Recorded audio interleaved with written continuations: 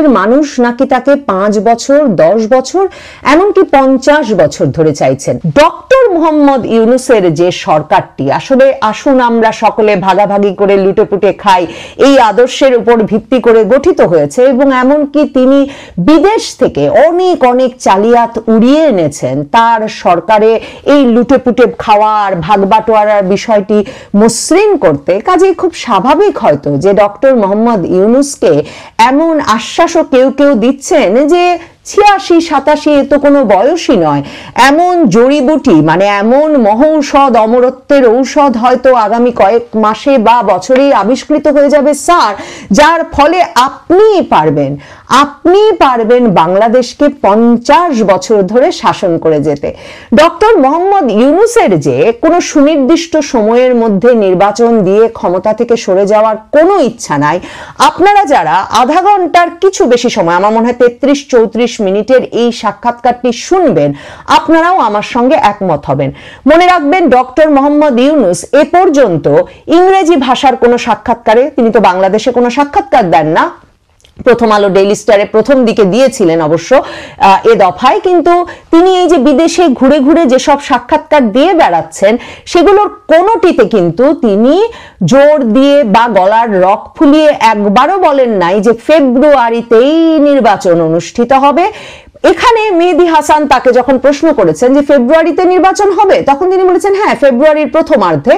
কিন্তু যখন ডক্টর ইউনূসকে সরাসরি মেহেদী হাসান জিজ্ঞেস করেছেন তার মানে আপনি ফেব্রুয়ারি পর্যন্তই অন্তর্বর্তীকালীন সরকার, ইন্টারিম গভর্নমেন্টের প্রধান থাকছেন, তখন কিন্তু ডক্টর মোহাম্মদ ইউনূস বলেছেন পরবর্তী সরকার ক্ষমতা না নেওয়া পর্যন্ত। মেহেদী হাসান তাকে যখন জিজ্ঞেস করেছেন যে নেপালে 6 মাসের মধ্যে অন্তর্বর্তীকালীন সরকার নির্বাচনের তারিখ দিয়েছে, আপনি নির্বাচন দিতে এত দেরি করছেন কেন, ডক্টর মোহাম্মদ ইউনূস সেই একই গল্প, যে গল্প তিনি ঘরে মানে এই সব সাক্ষাৎকারে দিয়ে দিয়ে বেরিয়েছেন দেশে দেশে, এর আগে আল জাজিরাকে বলেছেন, বিবিসিকে বলেছেন, চ্যাথাম হাউসের সঙ্গে সাক্ষাৎকারে বলেছেন, সে কথাই তিনি আবারও বলেছেন যে তার সরকারের একমাত্র কাজ নির্বাচন নয়, তার সরকারের কাজ সংস্কার, বিচার এবং তারপর নির্বাচন। এবং সংস্কার কি সেই আবার সেই ঘোলা ঘোলা কথা বলেছেন যে সেই শেকড় তাদেরকে উপড়ে ফেলতে হবে, যেই শেকড় দিয়ে নাকি ফ্যাসিবাদ মানে ক্রিপিন করে করে ওঠে, মানে যেই শেকড় বেয়ে বেয়ে ফ্যাসিবাদ আবার ঢুকে যেতে পারে, সেসব শেকড় সমূলে উৎপাটন করতে হবে। না হলে যদি নির্বাচনে চলে যান সরাসরি, তাহলে তো সেই একই ব্যাপার আবার ঘটবে। কাজেই তা তিনি করতে পারেন না। তারা প্রথমে সংস্কার, তারপর বিচার, ভিজিবল বিচার। দেখেন বিচার করার দায়িত্ব তিনি যাকে দিয়েছেন, জামায়াতে ইসলামীর নেতা, সাবেক নেতা তাজুল ইসলাম, সেই তাজুল ইসলাম কিন্তু বলেওছেন যে এত তাড়াহুড়া হচ্ছে যে অনেক ক্ষেত্রেই তিনি যথাযথ মানে ভাবে নিখুঁত ভাবে সাক্ষ্য প্রমাণ হাজির করতে পারছেন না। তো সেই কাজ কি শেষ হবে আসলে ফেব্রুয়ারির মধ্যে, যে ভিজিবল বিচার, একটা মানে দেখা যায় দর্শনযোগ্য বিচার তিনি উপহার দিতে পারবেন? সংস্কার কমিশন, ঐকমত্য কমিশনের কি অবস্থা তা তো আমরা জানি। এই অবস্থায় আসলে প্রশ্ন জাগে যে ফেব্রুয়ারি মাসেই নির্বাচন দেওয়া ডক্টর মোহাম্মদ ইউনূসের পক্ষে সম্ভব কিনা, বা দিতে হবে কিনা, বা তিনি দেবেন কিনা। এবং ডক্টর মোহাম্মদ ইউনূস খুব ইন্টারেস্টিংলি, অত্যন্ত গুরুত্বপূর্ণ যেটা, মেহেদী হাসান খানকে সরাসরি বলেছেন যে আমাদের সরকার কোনো কেয়ারটেকার গভর্নমেন্ট নয়, তত্ত্বাবধায়ক সরকার নয়, এটি একটি ইন্টারিম গভর্নমেন্ট, এবং আমার সরকার কতদিন থাকবে এ বিষয়ে সুনির্দিষ্ট কোনো মেয়াদ নির্ধারণ করে দেওয়া হয়নি। কাজেই এই যে সুনির্দিষ্ট কোনো মেয়াদ তার সরকারকে নির্ধারণ করে দেওয়া হয়নি, তার সরকারকে আগে সংস্কার, বিচার এসব ভিজিবল করে, দর্শনযোগ্য করে, দৃশ্যমান করে তারপর নির্বাচনে যেতে হবে। আর তিনি ক্ষমতায় থাকবেন ততদিন যতদিন না পরবর্তী সরকার আসবে। নিশ্চয়ই বাংলাদেশ প্রত্যাশা করছে যে তিনি আগামী 50 বছর থাকবেন। দেখেন ডক্টর মোহাম্মদ ইউনূস অনেক অনেক মিথ্যা কথা বলেন এসব সাক্ষাৎকারে গিয়ে, এবং এ দফায়ও বলেছেন। তবে সবচেয়ে উল্লেখযোগ্য মিথ্যা, যেই মিথ্যার প্রতিবাদে আবার নানা জনে ডক্টর মোহাম্মদ ইউনূসকে হুঁশিয়ারি উচ্চারণ করছেন, সেটা হচ্ছে ডক্টর মোহাম্মদ ইউনূস আবারও বিদেশি ফোরামে বসে বলেছেন আওয়ামী লীগকে নিষিদ্ধ করা হয়নি, আওয়ামী লীগ এখনো একটা বৈধ রাজনৈতিক দল, আওয়ামী লীগের কার্যক্রম স্থগিত করা হয়েছে। ঠিক যেমনটা তিনি লন্ডনে এসে চ্যাথাম হাউসে বসে সাক্ষাৎকারে বলেছিলেন, চ্যাথাম হাউসের এক্সিকিউটিভ ডিরেক্টরের প্রশ্নে যে আওয়ামী লীগের কার্যক্রম আপাতত পজ করা হয়েছে, স্থগিত করা হয়েছে, আওয়ামী লীগকে নিষিদ্ধ করা হয়নি, পলিটিক্যাল পার্টি ব্যান করা হয়নি। কারণ ডক্টর মোহাম্মদ ইউনূস জানেন যে মানে গণতন্ত্রের ভাষায়, গণতন্ত্রের পরিসরে, গণতন্ত্রের অভিধানে কিংবা একটা গ্রহণযোগ্য পরিচিতিতে থাকতে হলে আন্তর্জাতিক পরিসরে, তাহলে এই যে তিনি গণতন্ত্রের কথা বলে এসে একটি রাজনৈতিক দলকে নিষিদ্ধ করে দিয়েছেন, সেই ব্যাপারটি তাকে খুব মানে তার ভাবমূর্তি খুব উজ্জ্বল করে না।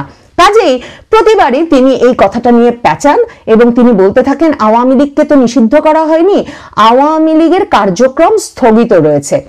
মেহেদী হাসানও তো আপনারা জানেন খুব তর্ক করেন, ভীষণ প্যাচান। মেহেদী হাসান তাকে বলেছেন তো এটা পার্থক্য কি, রাজনৈতিক দল হিসেবে নিষিদ্ধ করা আর কার্যক্রম স্থগিত থাকা?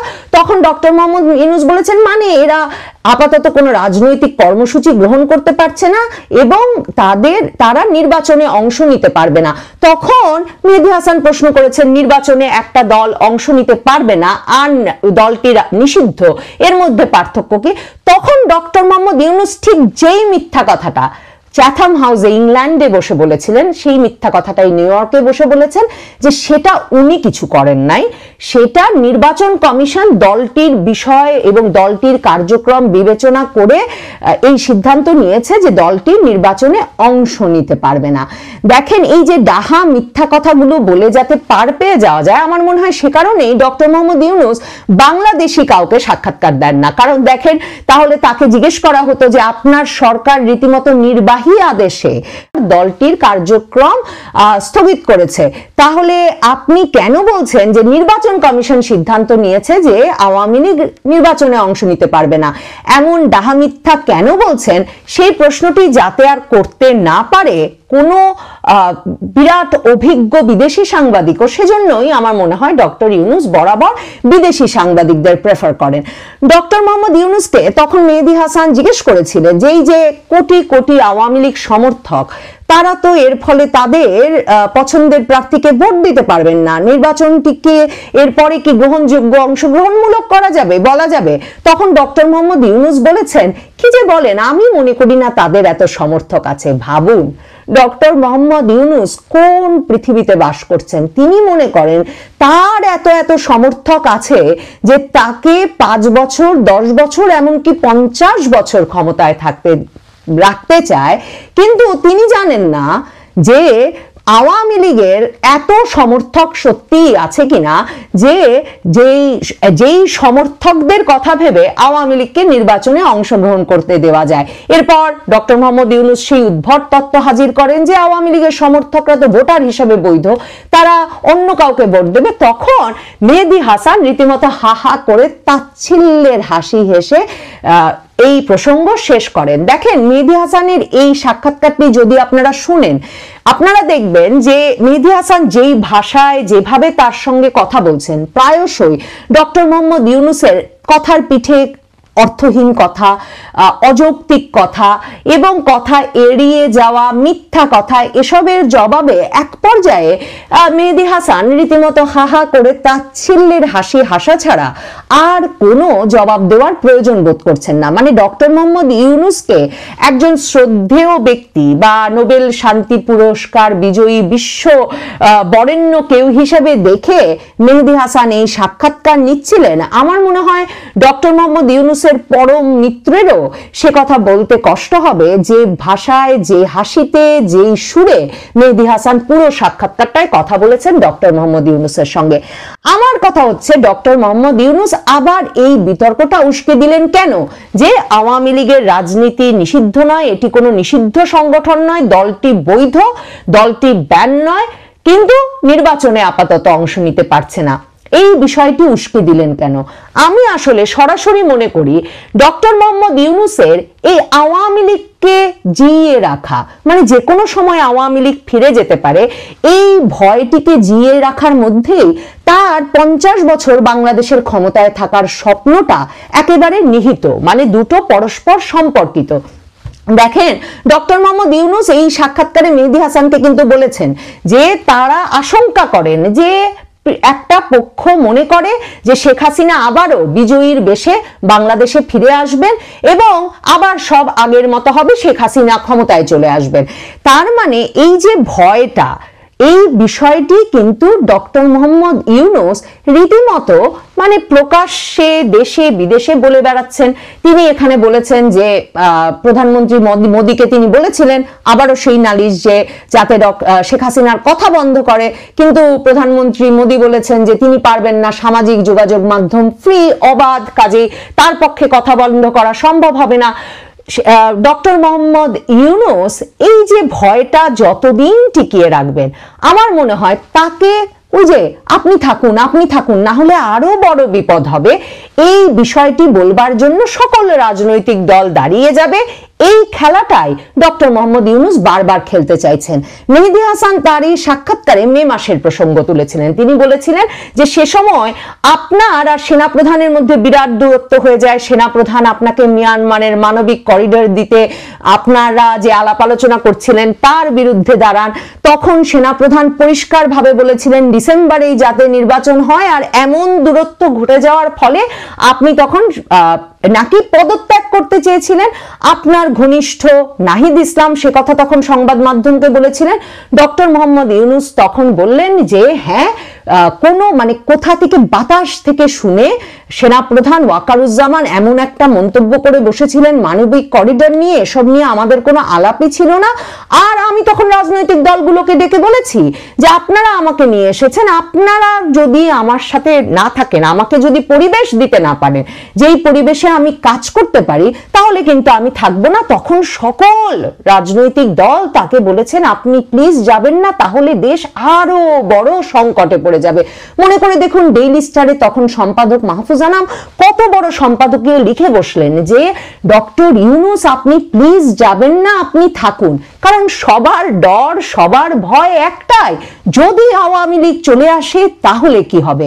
ডক্টর মোহাম্মদ ইউনূস এই খেলাটা খুব ভালো বুঝে ফেলেছেন এবং তিনি মেহেদী হাসানের সঙ্গে এই সাক্ষাৎকারে পরিষ্কার বলেন যে সেনাপ্রধানের তো বিষয় না কবে নির্বাচন হবে এই বিষয়টা ডিকটেট করা, কবে নির্বাচন হবে সেটা নির্ধারণ করবে ইন্টারিম সরকার। মেহেদী হাসান বারবারই যেই প্রসঙ্গটিতে ফিরে যেতে চেয়েছেন সেটি, যেই সন্দেহটি আপনার আমার সবার, ডক্টর ইউনূস সত্যি ছাড়বেন ক্ষমতা ফেব্রুয়ারিতে, ডক্টর ইউনূস সত্যি নির্বাচন দেবেন ফেব্রুয়ারিতে, ডক্টর ইউনূস কি সত্যি ফেব্রুয়ারির পর রিটায়ার করবেন।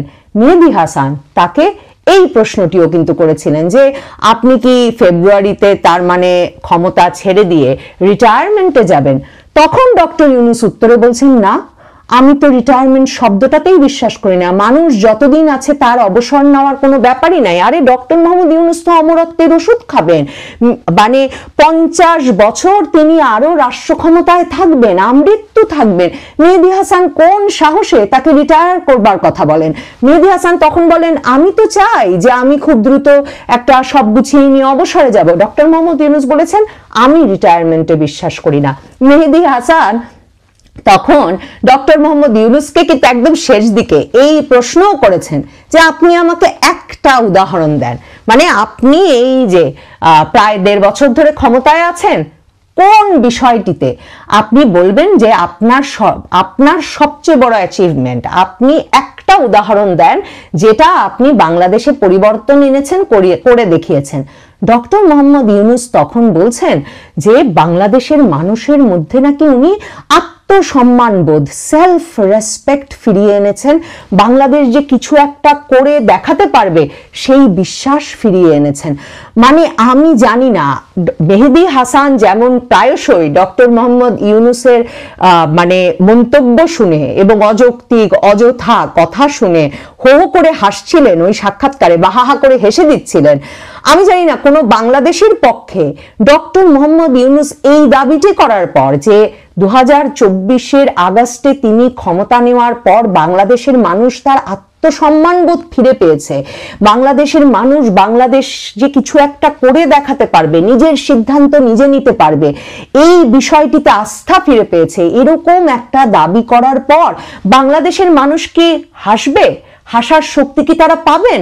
নাকি আসলে কপাল চাপড়ে তাদের কাঁদতে ইচ্ছা করবে যে এমন একজন ডাহা মিথ্যুক এবং একেবারে অসংবেদনশীল একজন মানুষ বাংলাদেশের ক্ষমতার শীর্ষে বসে আছেন আর 50 বছর ধরে আমাদের শাসন করার স্বপ্ন দেখছেন, যেই ব্যক্তিটি সত্যি মনে করেন যে মবের মুল্লুকে, মানে যেখানে যখন তখন যে সে যার তার গায়ে হাত তুলে ফেলছে, যেখানে গণপিটুনি এখন বাংলাদেশের ইতিহাসের রেকর্ড, সব রেকর্ড ছাড়িয়ে গেছে, যেখানে মানুষ মানুষকে পিটিয়ে মারছে, খুন করে মারছে, যেখানে ভয়াবহ ভাষার ব্যবহার হচ্ছে, রাজনৈতিক পরিসরে এমন অশ্লীল ভাষার স্লোগান বাংলাদেশের মানুষ আর কখনো শোনেনি, এমন সব স্লোগান শোনা যাচ্ছে, যেখানে শিক্ষককে ছাত্র পেটাচ্ছে, যেখানে বিচারালয়ে বিচারপতির গায়ে হাত তোলা হচ্ছে, সেহেন দেশের মাথায় বসে আছেন যে ব্যক্তি, সেই ব্যক্তি দাবি করছেন জাতি নাকি তার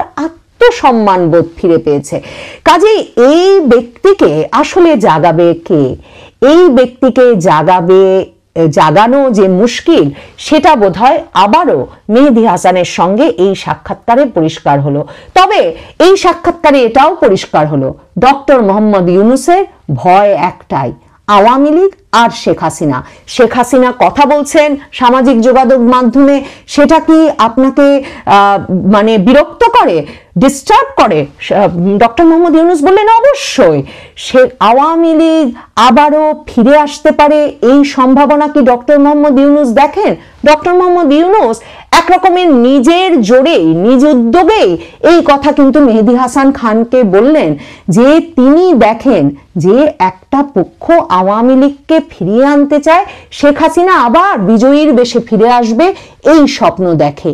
এহেন অবস্থায় বুঝতে বাকি থাকে না ডক্টর মোহাম্মদ ইউনূসের মূল ভয় কাকে, আর সেই ভয়ই যে তার প্রধান শক্তি, সেটা বুঝতেও যে তার কোনো অসুবিধা হচ্ছে না এই ব্যাপারটা এই সাক্ষাৎকার থেকেও হাসতে হাসতে বিদ্রুপের সুরে। তাই মেহেদী হাসান বলেন, আপনার দেখছি একটা মাত্র রাজনৈতিক দল সম্পর্কেই মন্তব্যে খুব আগ্রহ, সেটা আওয়ামী লীগ। হা হা হা। আসলে ডক্টর মোহাম্মদ ইউনূসের জীবনে একদিকে আওয়ামী লীগ, আরেকদিকে সকল রাজনৈতিক দলকে ভয়ে দেখিয়ে এক রকমের ত্রাসের রাজত্ব কায়েম করে সকলের সমর্থন নিয়ে ভাগাভাগির ভিত্তিতে আজীবনের সরকার পরিচালনা করে যাওয়া।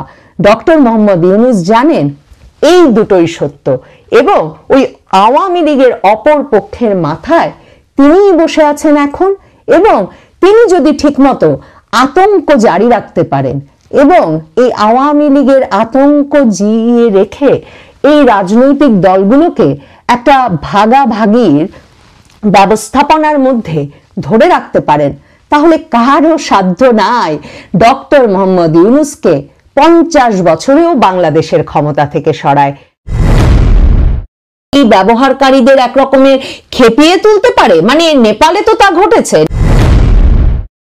বাংলাদেশের অন্তর্বর্তীকালীন সরকারের প্রধান উপদেষ্টা ডক্টর মোহাম্মদ ইউনূস অত্যন্ত ক্ষুব্ধ এবং উদ্বিগ্ন সেই আগস্ট থেকেই, মানে 2024-এর আগস্টে ক্ষমতা গ্রহণের পর থেকেই, যে ভারতে অবস্থানরত সাবেক ক্ষমতাচ্যুত প্রধানমন্ত্রী শেখ হাসিনা কেন সামাজিক যোগাযোগ মাধ্যমে কথা বলে যাচ্ছেন এবং ভারত কেন তার এই কথা বলায় বা সামাজিক যোগাযোগ মাধ্যমে যোগাযোগ রক্ষায় বাধা সৃষ্টি করছে না।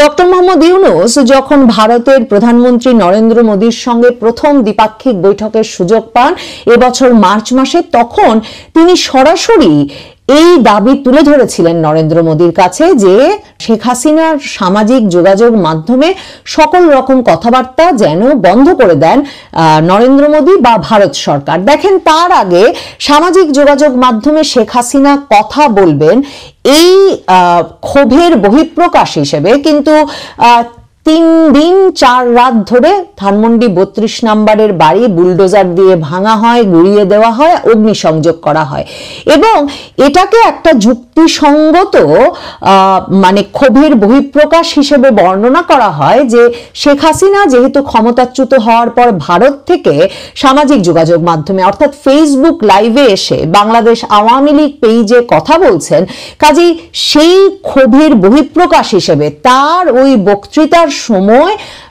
ধানমন্ডি 32 নম্বরে আরেক দফা 2024 সালের 5ই আগস্টের 6 মাস পর 5ই ফেব্রুয়ারিতে আরেক দফা ভাঙচুর করা এবং সারা বাংলাদেশে সে সময় আরেক দফা আওয়ামী লীগের মন্ত্রী, এমপি, রাজনৈতিক নেতাদের বাড়িতে ভাঙচুর, লুটপাটের ঘটনা ঘটানোটা স্বাভাবিক এবং স্বাভাবিক ক্ষোভের বহিঃপ্রকাশ হিসেবে ইউনূস সরকার বর্ণনা করে আসছিল। কাজেই ডক্টর মোহাম্মদ ইউনূস নিজে এবং তার সরকার সবসময় মনে করেন যে শেখ হাসিনার সামাজিক যোগাযোগ মাধ্যমে আলাপ বন্ধ করা ভারত সরকারের উচিত এবং তিনি ভারতে বসে সামাজিক যোগাযোগ মাধ্যমে বক্তৃতা দিয়ে যোগাযোগ রক্ষা করে বাংলাদেশের রাজনৈতিক পরিস্থিতি এবং আইন শৃঙ্খলা পরিস্থিতিকে অস্থিতিশীল করছেন। নরেন্দ্র মোদী তখন ডক্টর মোহাম্মদ ইউনূসের ওই দাবির উত্তরে বলেছিলেন যে শেখ হাসিনা ভারতের অতিথি এবং ভারতে সামাজিক যোগাযোগ মাধ্যম একেবারেই অবাধ এবং উন্মুক্ত যে কারো ব্যবহারের জন্য। নরেন্দ্র মোদী যে ডক্টর মোহাম্মদ ইউনূসের দাবির জবাবে একথা বলেছিলেন সেটা আমরা বেশ কয়েক মাস পর থেকে বারবার ডক্টর মোহাম্মদ ইউনূসের মুখেই শুনেছি, আল জাজিরার সঙ্গে সাক্ষাৎকারে, বিবিসির সঙ্গে সাক্ষাৎকারে। এবং ডক্টর মোহাম্মদ ইউনূস সরাসরি ক্ষোভ প্রকাশ করে বলেছেন যে প্রতিবেশী দেশ বাংলাদেশে রাজনৈতিক পরিস্থিতি, আইন শৃঙ্খলা পরিস্থিতি অস্থিতিশীল করে তুলতে ভূমিকা রাখছে শেখ হাসিনাকে ভারতে বসে কথা বলতে দিয়ে। এই অবস্থায় এখন যখন গত প্রায় মাস দেড়েক দুয়েক ধরে বাংলাদেশ জুড়ে আওয়ামী লীগ এবং এর অঙ্গ সংগঠনগুলোর ঝটিকা মিছিলের সংখ্যা এবং আকার ক্রমাগত বাড়ছে, কোনোভাবেই গ্রেফতার করে পুলিশি তৎপরতা বৃদ্ধির জন্য পুলিশের জন্য পুরস্কার ঘোষণা করে সামাজিকভাবে আহ্বান জানিয়ে যে আওয়ামী লীগ এবং এর অঙ্গ সংগঠনের নেতাকর্মীদের যাতে সাধারণ জনগণ ধরিয়ে দেয়, এ ধরনের আহ্বান জানিয়ে মাইকিং করে মানে নানা রকম প্রক্রিয়া ব্যবহার করে, আর সবচেয়ে বড় কথা প্রধান উপদেষ্টার নেতৃত্বে কখনো বা স্বরাষ্ট্র উপদেষ্টার নেতৃত্বে ঘন ঘন জরুরি বৈঠক করেও ঠিক কিভাবে আওয়ামী লীগের মিছিল কমিয়ে আনা যাবে, আওয়ামী লীগ এবং তার অঙ্গ সংগঠনের মিছিলের আকার এবং যে ফ্রিকোয়েন্সিতে মানে যতটা ঘন ঘন দেশের বিভিন্ন জায়গায় ঘটছে সেই মিছিল কি করে বন্ধ করা যাবে, সরকার তা বের করতে পারছে না। গত সপ্তাহে আওয়ামী লীগের একটা মিছিল প্রচেষ্টা থেকে রাজধানীতে একটা মিছিলের প্রচেষ্টা চলাকালে মানে যখন জড়ো হচ্ছিলেন তখনই আইন শৃঙ্খলা রক্ষাকারী বাহিনী, সেনাবাহিনী গিয়ে 250 জনের মতো ব্যক্তিকে আওয়ামী লীগ এবং তার অঙ্গ সংগঠনের নেতাকর্মীদের গ্রেফতার করে। এখন সরকার বলছে যে ওই 250 জনের মধ্যে শতাধিকের বেশি নাকি দুটো অ্যাপ ব্যবহার করে নিয়মিত তাদের দলের নেত্রী, তাদের প্রধান নেত্রী শেখ হাসিনার সঙ্গে যোগাযোগ রাখতেন।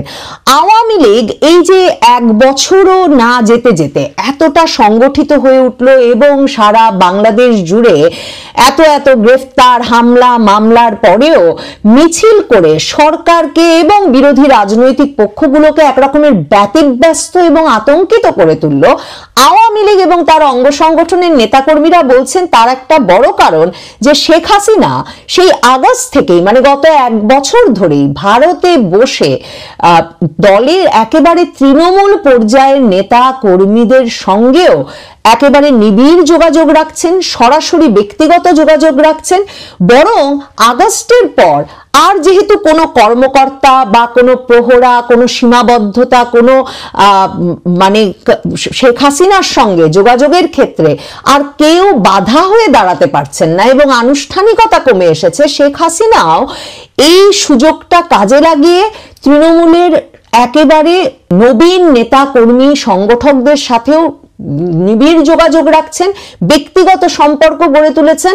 অনেকে রীতিমতো ফেসবুকে এসে বা তাদের বক্তব্যে এমন কথাও বলছেন যে জেল থেকে বেরিয়ে একজন ছাত্রলীগ নেতা তার পরিবারের সদস্যদের ফোন পাওয়ার আগে প্রথম ফোন পাচ্ছেন শেখ হাসিনার। এসব আবেগময় নানা রকম অভিজ্ঞতার কথায় সারা বাংলাদেশে আওয়ামী লীগ এবং তার অঙ্গ সংগঠনের নেতাকর্মীদের মধ্যে একটা ব্যাপক চাঞ্চল্য সৃষ্টি হয়েছে নেত্রীর সঙ্গে সরাসরি যোগাযোগের ফলে।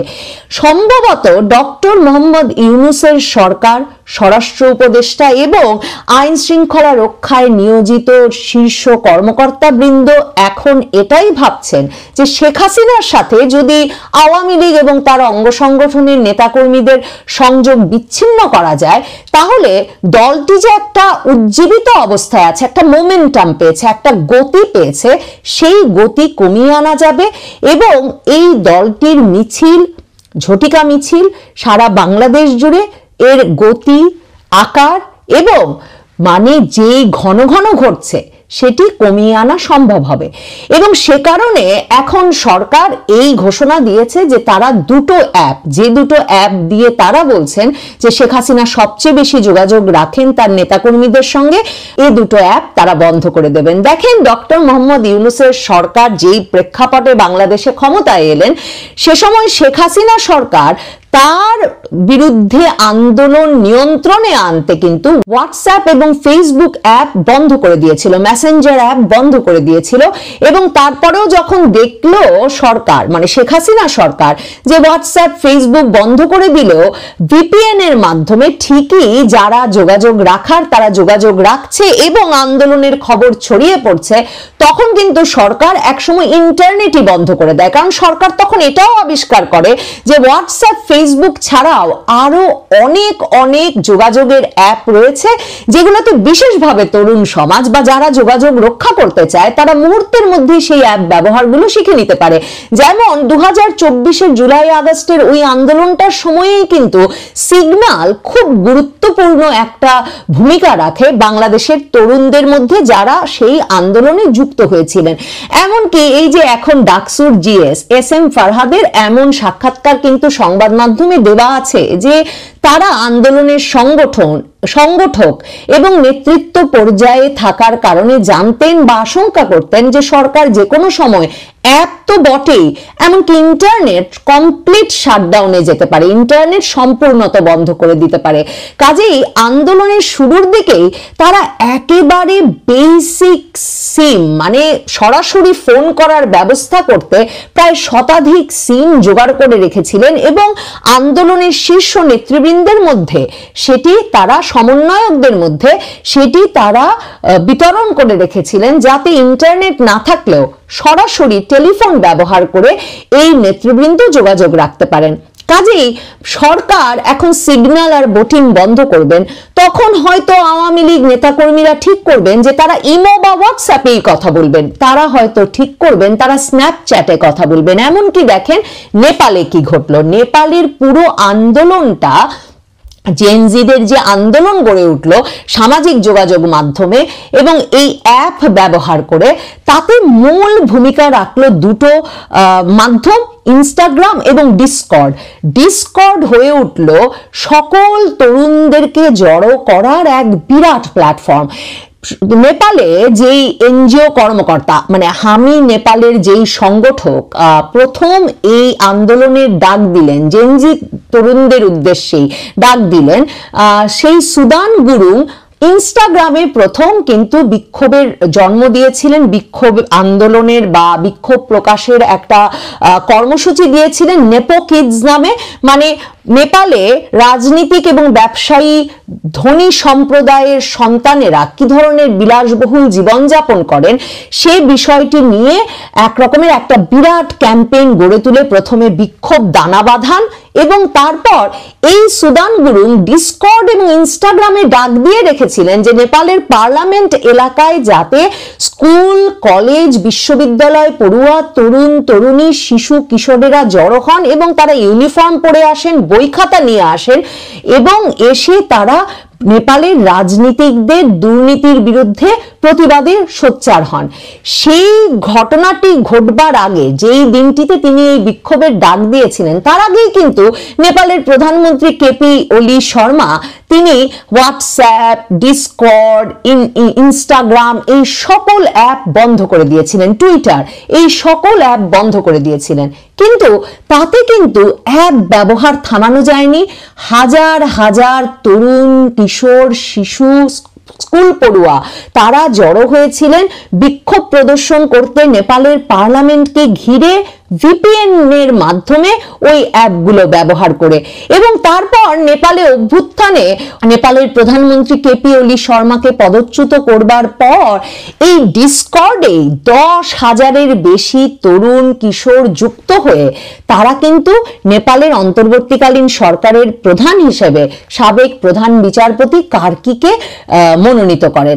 মানে এই সামাজিক যোগাযোগ মাধ্যমগুলোর ব্যবহার থেকে কোনো ব্যক্তিকে ঠেকিয়ে রাখবার এখন কোনো উপায় নেই, এই কারণে যে আপনি একটা অ্যাপ বন্ধ করবেন, আরেকটা অ্যাপ ব্যবহারে তারা সিদ্ধ হয়ে উঠবে। আপনি একটা অ্যাপ বন্ধ করবেন বৈধ পথে, তারা ভিপিএন দিয়ে বা অন্য কোনো প্রযুক্তি ব্যবহার করে সেই অ্যাপে নিজেদের মধ্যে যোগাযোগ রক্ষার ব্যবস্থা করে ফেলবে। এবং যোগাযোগের বিষয়টি এমন যে আপনি সকল কিছু যদি বন্ধ করে দেন, এমনকি ইন্টারনেটও বন্ধ করে দেন, তাহলেও শেখ হাসিনা সরকার যেমন পারেনি, পৃথিবীর কোনো দেশে কখনো কোনো সরকার ইন্টারনেট বন্ধ করে বিক্ষোভ দমন করতে পেরেছে বা নিয়ন্ত্রণে আনতে পেরেছে তার কোনো উদাহরণ নাই। কারণ বিক্ষোভ বা আন্দোলনের নেতৃত্ব দানকারী পক্ষ, ওই যে ডাকসু নেতা SM ফারহাদ যেই কথা বলেছেন, তাদের মতো তাদের প্রস্তুতি থাকে যাতে তারা একেবারে মানে বেসিক ব্যবস্থাতে হলেও, মানে সিমের ফোনে সরাসরি ফোন করে হলেও তারা যাতে যোগাযোগ রক্ষা করতে পারেন। আর দেখেন, ডিসকর্ডের কথা বলছিলাম, হোয়াটসঅ্যাপ, মেসেঞ্জার এগুলো যেমন যোগাযোগের অ্যাপ, ডিসকর্ড কিন্তু একটা গেমিং অ্যাপ। অথচ এই গেমিং অ্যাপটির মাধ্যমে যোগাযোগ রক্ষা এখন এই জেনজি প্রজন্মের কাছে অত্যন্ত জনপ্রিয় হয়ে উঠেছে সারা পৃথিবীব্যাপী, এবং বিরাট সংখ্যক তরুণদের সংগঠিত করতে এই অ্যাপটি ভূমিকা রাখছে। এই যে ইউনূস সরকার এখন বলছেন যে তারা অ্যাপ বন্ধ করে দেবেন, একদিকে তো আওয়ামী লীগের নেতা কর্মীরা তাদের নেত্রীর সঙ্গে যোগাযোগ রাখতে নিশ্চয়ই অন্য অ্যাপ ব্যবহার করতেই পারেন, কিন্তু এই অ্যাপ বন্ধ করে দেওয়াটা কি ততটাই সহজ? অন্যদিকে প্রশ্ন উঠছে যে সরকার এমন কথাও বলছে যে অ্যাপগুলোর ব্যবহারই শুধু তারা কমাবে তাই নয়, রাতে ট্রাফিক স্লো করে দেওয়ার চেষ্টা হবে। মানে শুধুমাত্র দুটো অ্যাপ বা কয়েকটি অ্যাপের ট্রাফিক কি স্লো করে দিতে সরকার পারে? এবং সরকার তার ফলে অন্য ব্যবহারকারীদের জন্য যে ধরনের বড় অসুবিধার সৃষ্টি করবে, সেটা কি ইউনূস সরকারের বিরুদ্ধে সেই ব্যবহারকারীদের একরকমের খেপিয়ে তুলতে পারে? মানে নেপালে তো তা ঘটেছে। নেপালে একটা বিরাট সংখ্যক মানুষ এই হোয়াটসঅ্যাপ, টুইটার, ডিসকর্ড বন্ধ করে দেওয়ায় সাবেক প্রধানমন্ত্রী কেপি শর্মার সরকারের উপর খেপে গিয়েছিল। তো সেটা কি ঘটতে পারে? আর এই যে ট্রাফিক স্লো করে দেওয়া, সেটা কি প্রাযুক্তিকভাবে আসলে সম্ভব? মানে সারা বাংলাদেশে তার মানে সারা রাত ভর, দিনের পর দিন, মাসের পর মাস, মাসের পর মাস রাত ভর ইন্টারনেটের গতি স্লো করে দেওয়া হবে?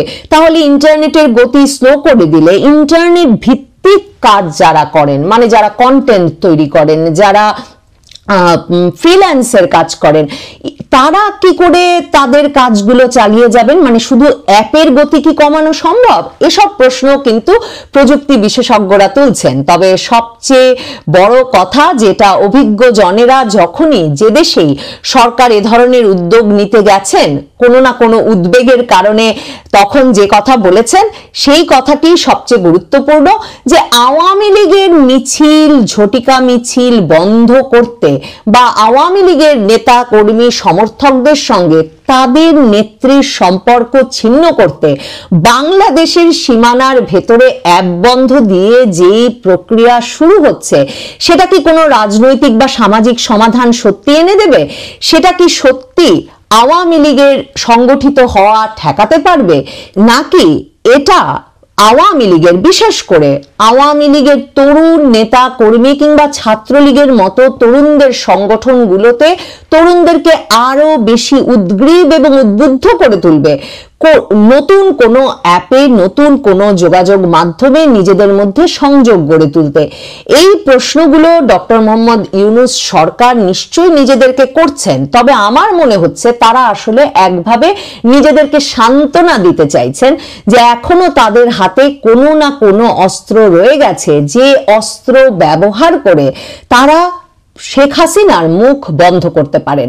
কারণ ডক্টর মোহাম্মদ ইউনূস শেখ হাসিনা যতবার কথা বলেন, শেখ হাসিনার যতবার কোনো যোগাযোগের উদাহরণ বা যোগাযোগের কথা খবর ছড়িয়ে পড়ে, ততবার তিনি এক ধরনের বিশেষভাবে ক্ষুব্ধ হয়ে ওঠেন, এতটাই উদ্বিগ্ন হয়ে ওঠেন যে তার ফলে তার চিরবিরানি তিনি সরকারের শীর্ষ ব্যক্তিদের মধ্যে ছড়িয়ে দেন এবং সম্ভবত তিনি ধমকাধমকি করছেন এবং এক রকমের ব্যাপক চাপে রেখেছেন তার পারিষদ বর্গকে যে তারা কেন শেখ হাসিনার কথা এত মাসেও বন্ধ করতে পারেনি। এবং সে কারণে আমার ধারণা সরকারের উর্বর মস্তিষ্ক থেকে এ ধরনের একটা সমাধান বেরিয়েছে।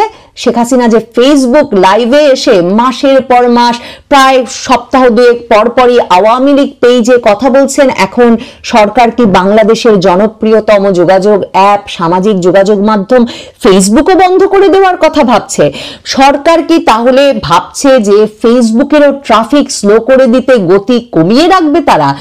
এই শক্তি, এই প্রাযুক্তিক দক্ষতা কি সরকারের আছে? বা সরকার কি সত্যি সাধারণ জনগোষ্ঠীকে এভাবে বঞ্চিত করে ইন্টারনেট